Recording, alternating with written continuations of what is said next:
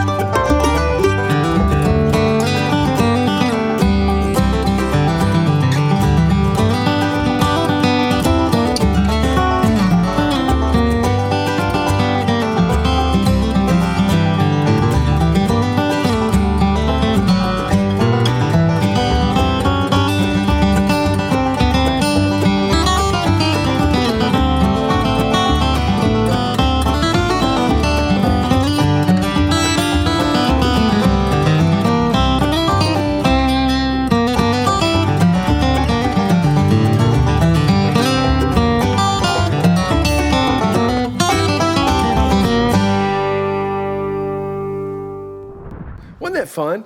This is, a pretty advanced solo. There's tons of syncopation in it, but what I love is that we still communicate the melody. And I got this idea whenever I was up in my general store a few weeks ago.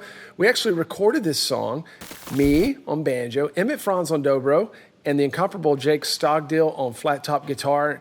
And his guitar solo was so good, I thought, I want to create one like that too. And I even stole a couple licks from him, and we're going to learn them.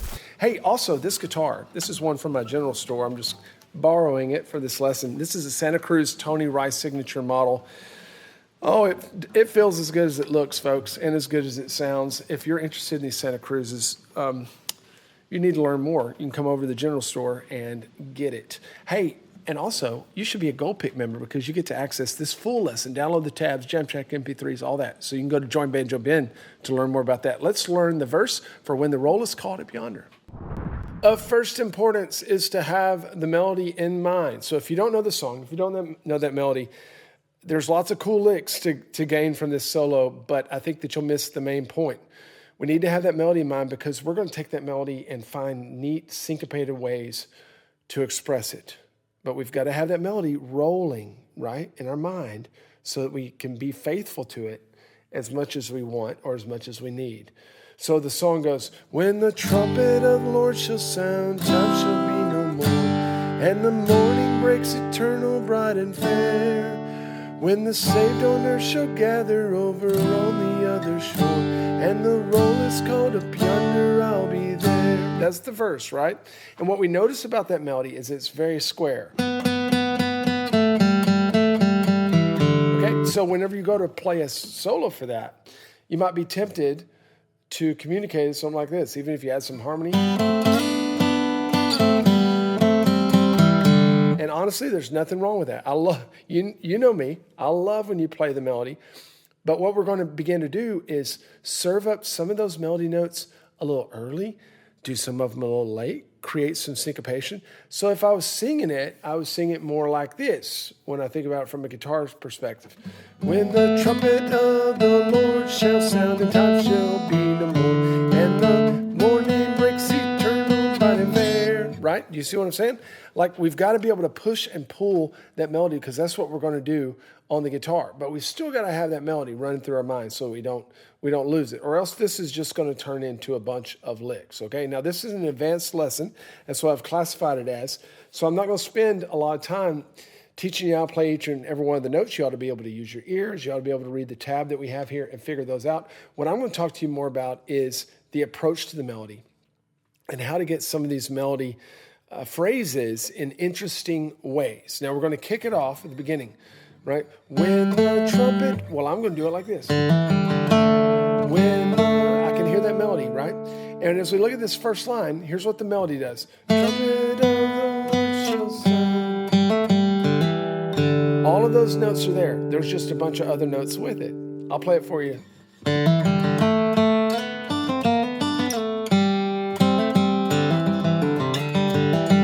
Melody?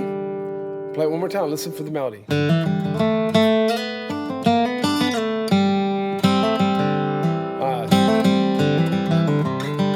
Okay, so I'm playing the melody here and there, and then we're filling in some of the holes with either harmony notes or just with other scale notes, right? So we start off with that quarter note slide.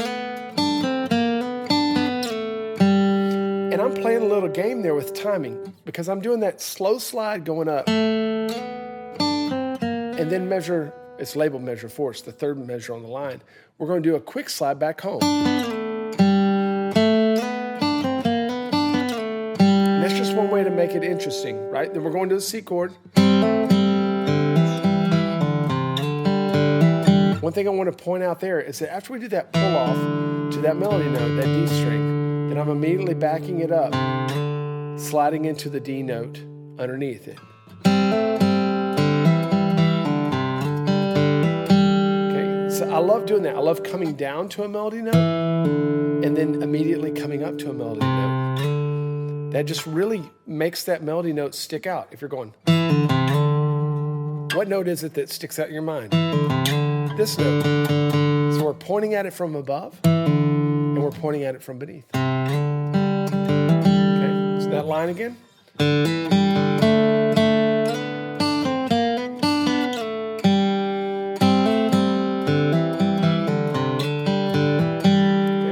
we're going to climb back up again.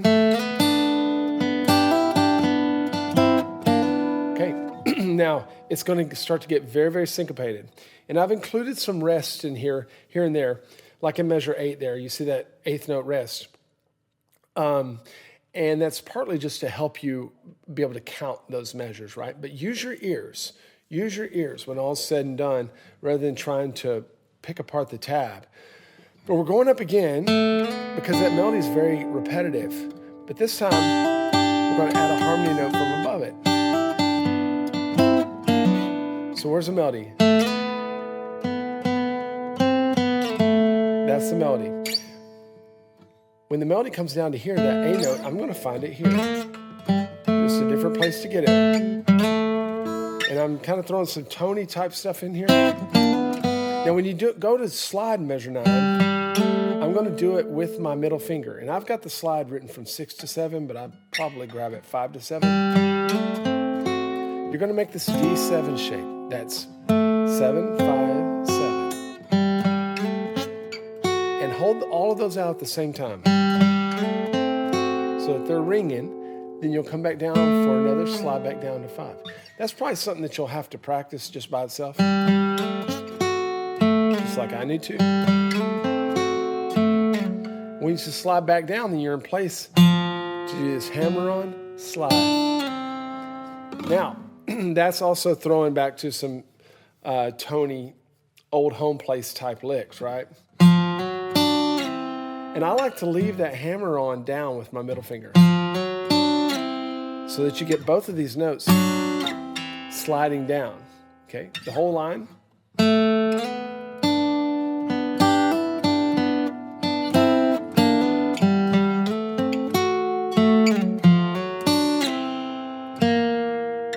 Then a long slide again. Let me play it again because I can play it better.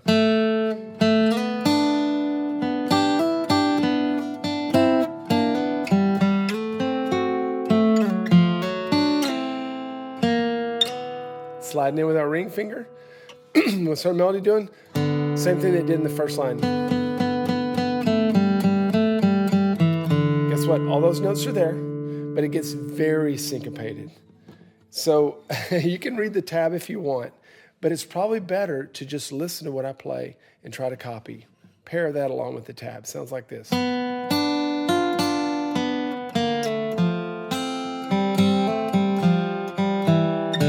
Isn't that syncopated? I love that.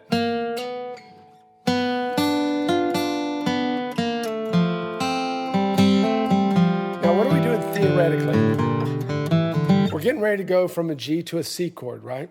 And one of the things that I love to do, and that you probably do as well, is play some kind of dominant 7. So either there or there, right? Hint at that F chord to point our ears toward the C chord. So there's my melody, and then I thought, well, there's a harmony to that. And then I can reach up here and grab that G7. That's all that this is in measure 11 is a G7 chord, just a different position. And then whenever I slide down, I reinforce it with another 7th tone down there, right?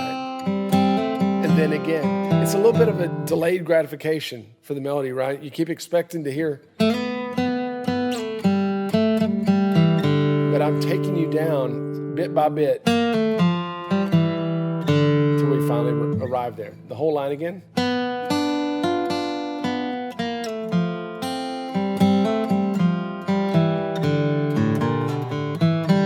Now we're going to simplify it a little bit to wrap up this verse. Sounds like this.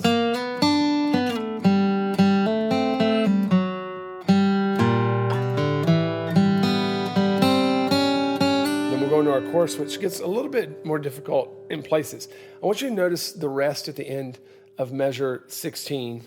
I've got that quarter note rest there. That doesn't mean that I mute my strings. In fact, I'm probably going to hold that 4th fret out all the way through. I just put that there to help you realize what the timing is.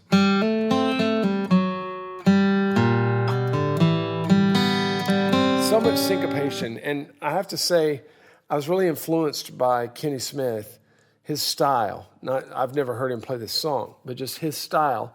And for whatever reason, I went down that syncopated pathway, and it was hard for me to get out of it. I'm not complaining. So that's why we get so syncopated. I wasn't thinking about him actively. It just kept kind of influencing me. I think I've been listening to him lately. I would love to hear him play this song, right? Okay, let's go into the chorus. Actually, let me play the whole verse for you slowly, and then we'll learn the chorus and that really cool tag that I've never played before. I just kind of made it up for this song. Let's start at the top. 1, 2, 3, 4, 1.